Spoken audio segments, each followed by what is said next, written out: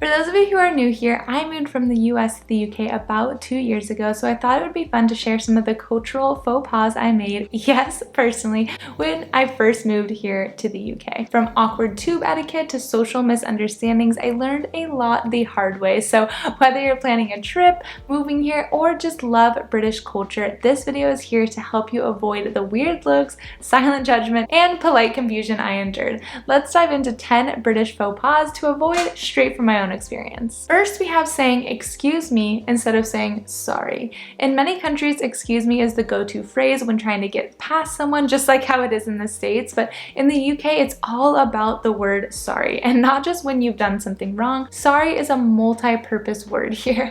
Want someone to move on the tube? Sorry. Accidentally brush past someone? Sorry. It's a reflex, and not saying it makes you stand out and not in a good way. I used to say excuse me all the time in crowded shops or on the tube, and people didn't really respond, but as soon as I switched to saying sorry, they'd move aside instantly. It's less about literal apologies and more about softening your presence in public space. It's almost a way to say I exist and I don't want to be a bother, so use the word sorry generously and you'll blend in much more smoothly here. Number 2 is not respecting the queue. One of the golden rules of British life is always respect the queue. It's not just about the lines, it's a national institution. I once made the mistake of walking towards the bus and casually stepping ahead of others. No one said anything, but I felt a full force of British glare. Subtle, but soul piercing. And I honestly didn't realize that there was a line to get on the bus. I just thought we were all kind of in a crowd gathered at the bus stop. In the UK, queuing isn't a way to organize people.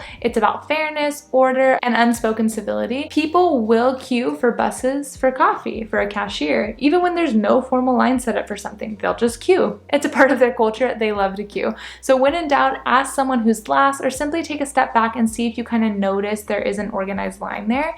In the US, of course, it's considered rude to cut in line, but we don't really get in line for as many things as they do here, especially to board public transportation. So just keep your eyes peeled for that, because cutting in line, even unintentionally, is a quick way to annoy a whole crowd of British people, and they will judge you silently but deeply. Lesson learned. Next is something I also put in my video about how tourists waste money in London: over tipping in restaurants and cafes. Coming from the US, where tipping about 15 to 20% is standard, I assumed the same applied in the UK, but I was wrong. Tipping here is much more restrained. In many restaurants, a 10 to 12.5% service charge is already included in the bill. If it's not, a 10% tip is generous and perfectly acceptable. I once tipped over 20% at a casual cafe, and the server looked confused. Kind, but confused. You're not offending anyone by tipping more, but you also don't need to feel guilty for tipping less. At pubs, you usually don't tip at all unless someone gives you like exceptional service. In taxis, rounding up to the nearest pound is completely normal. So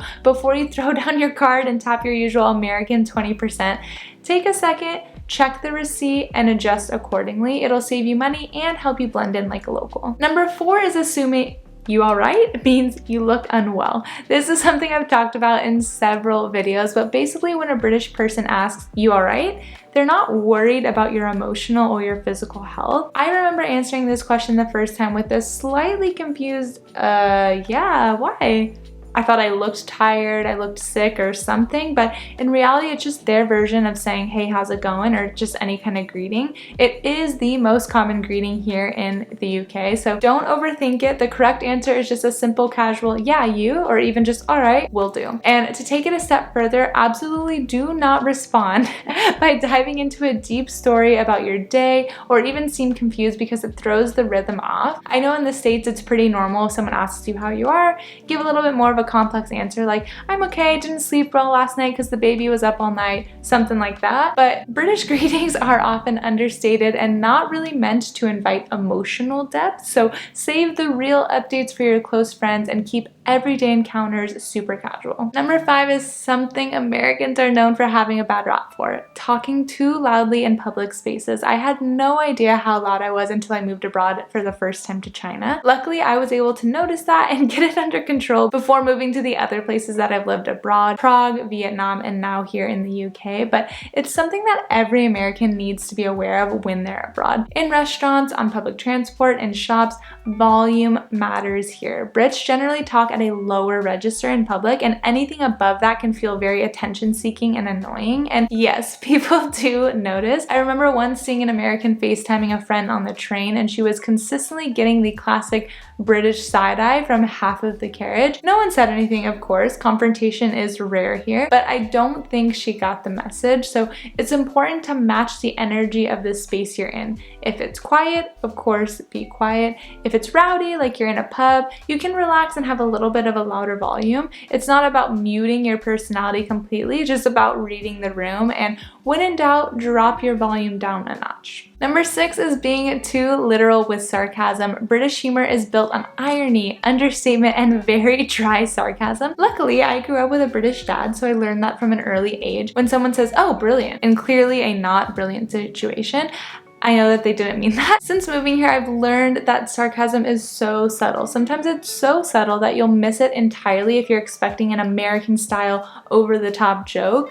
Brits can make deadpan comments with a completely straight face, and unless you know it's a joke, you might take them seriously and respond literally. It can be confusing and kind of hilarious in hindsight, so if someone says "lovely weather" during a downpour, they're not delusional, they're just being sarcastic even if they have a straight face. Once you start catching it, it's actually super clever and fun. Just don't be afraid to laugh or ask, "Wait, are you joking?" because I have many times. Number 7 is misinterpreting politeness for friendship. Like I kind of mentioned in the sorry point, one of the most charming things about the UK is how polite and friendly people are, but don't confuse that with friendship. I made that mistake early on. Someone chatted to me warmly at a coffee shop, so I assumed, we'd bonded. I tried to follow up a few days later like we were suddenly besties, and the feeling definitely wasn't mutual. British politeness is genuine, don't get me wrong, but it's not always an invitation to deepen the connection right away. People are kind, reserved, and tend to take some time to let people in. You'll rarely see the kind of fast friends in 10 minutes vibe you get in some other countries like the States, and that's okay. Once you do become friends with a Brit,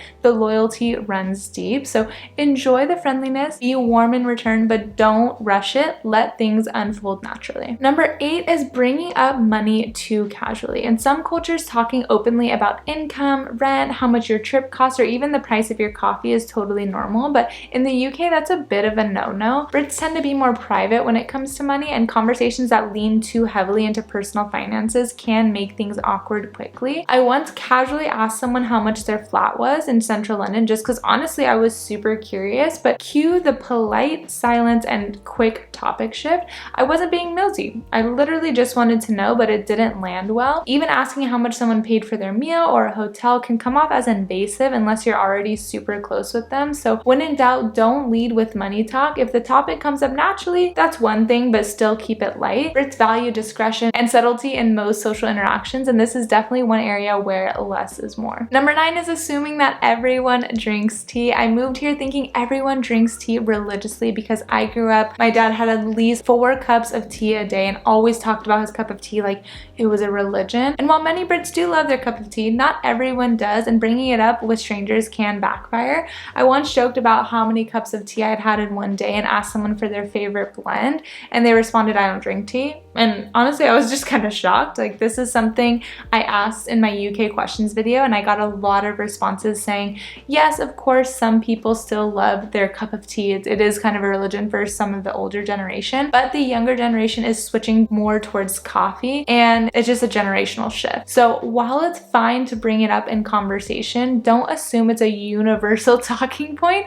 Read the room and maybe ask about the weather instead, because that one's always safe. They love to talk about the weather here. And last but certainly not least, trying to walk on the wrong side of the escalator. This one's simple but important. Stand on the right, walk on the left. It's an unspoken rule for escalators across the UK, especially in busy tube stations. Blocking the left side by standing with your suitcase or chatting with a friend is a fast track to becoming that tourist that everyone hates. I learned that the hard way at Oxford Circus. I was just standing to the left, chatting with my friend, and got politely but firmly asked to move. Wasn't rude, just their typical British, mind if I squeeze past? Which really means please move now. So here's the rule. Stand to the right, let people walk on the left. It keeps the flow moving and shows that you understand the rhythm of this fast-paced city life, which is the complete opposite of what Americans are used to, just like looking the wrong direction for cars when you're kind of walking across the street here. So get it right and you'll look like a pro, but get it wrong and you'll feel the collective passive-aggressive fury of the morning commute. So there you have it, 10 cultural mistakes I personally made so you don't have to. The UK is one of the friendliest, quirkiest, most charming places I've ever lived, but every culture has its unspoken rules. Learn them, respect them, and you'll blend in so much easier and get fewer awkward stares. Let me know in the comments if you've made any of these mistakes or if you've noticed your own culture shock moments when living abroad. Now let's take a look at 8 huge lies about London that nobody talks about.